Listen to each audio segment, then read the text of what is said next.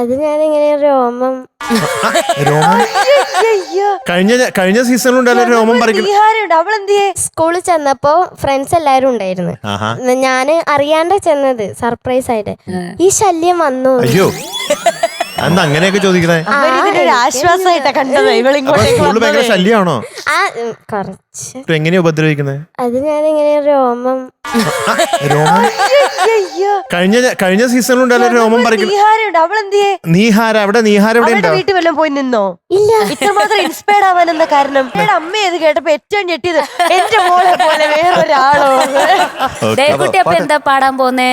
ഞാന് പാടാൻ പോകുന്നത് ദൂരെ മാമരക്കൊമ്പിൽ. മരത്തിൽ കയറാറുണ്ടോ? ആ ഉണ്ട്. ഉണ്ടല്ലേ?